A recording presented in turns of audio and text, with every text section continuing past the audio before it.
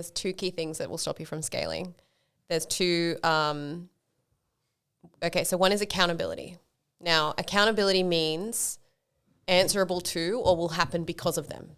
So if you're accountable, it'll happen because of you. It also means that you are the source of energy for that thing.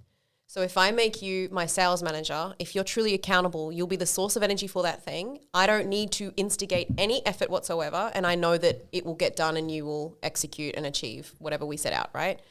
The problem is with accountability is that most business owners hire a bunch of people and they are still the source of energy for everything. They have to ask, has this been done? Where is that? What about that? Why don't we do this? And they have to still push and push and push. And they end up basically with a bunch of assistants, but they're still the source of energy for everything. Yes, I hate that. Yeah. If I have to ask for something twice, you can't, like, you could do anything, like absolutely anything to me and I'll forgive you. But if I have to say, hey, can you create this PDF?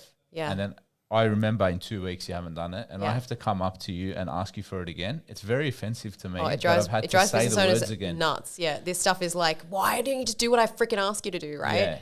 Yeah. So the accountability, if you don't know how to make someone else be the source of energy for something, you will not scale. So that's the first thing. Does that make sense? Yes. Doesn't matter what else you have. If you are not good at getting someone else to be the source of energy, you will get stuck. And then scalability without that has a very specific ceiling. Like I have a client who has 75 staff and he works like 120, 150 hours a week because he pays $2.5 million on his payroll for management team only, and he is a source of energy for all of it. So if you're the battery sort of pushing everything along all the time, are you creating a bad environment for that accountability? Because now they're not responsible. You're responsible for literally pushing them like from this point to this point. Then yes, this point it is all created by you and it's your fault, but it doesn't also necessarily mean that the staff are terrible. Like just because that's happening with the management team, I'm not sitting here thinking your management team's shit. I don't think that. Yep. What it means is you've created a culture around accountability and you need to shift that. And there's a very specific way that you create accountability in someone else. So that's the first thing you need. Yep. But Marnie, how do you convince a business owner to take a certain part of their business that is so important and just say, here, I'm going to make you accountable for it. You take over. I don't want to tell you twice. Yep. Right? Take control. Yep. How do you give that up as a business owner? Good question. So the first thing is you've got to be good at hiring. If you're not good at hiring and you don't know what you've got when you've hired them and you can't confirm if they're good at what they do, it doesn't matter what else you have in place. You're not going to feel confident handing that accountability over, right? So you have to be good at hiring. The other thing, which leads to my next thing, is you have to be good at creating reference points of information that aren't you. So say we're in a company, the three of us, I convince you guys to leave Latitude and I'm like, let's go start a bakery. And we want to have a state-of-the-art bakery. And we verbally agree on how we're going to do things. We use this supplier because they're better. We're not going to do it this way. We end up winning some awards. We make some amazing bread.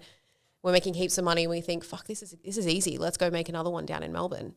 So we go make another one and then we hire a bunch of staff there and it starts to go to shit because now we haven't created another reference point for them to operate off.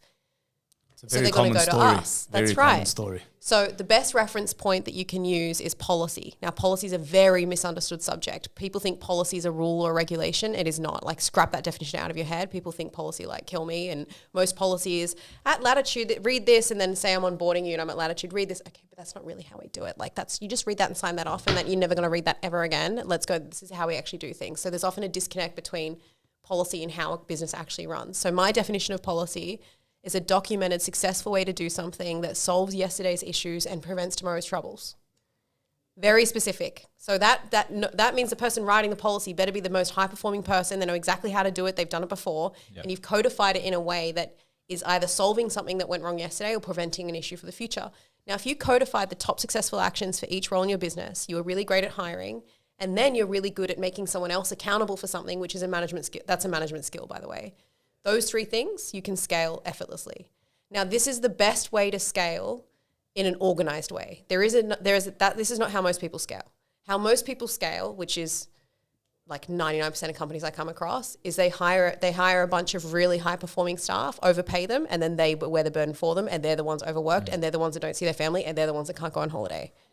That's how most people do it, especially in construction. Yep. I don't recommend that way because it's very unstable, and if it's reliant on a couple people, if they go, and it's very high risk. Yep. So the first way is definitely the harder way, because how many businesses do you know are good at creating accountability and others, great at hiring, and good at creating policy or reference points that staff don't go to them for everything, they go to the policy for questions. Yes.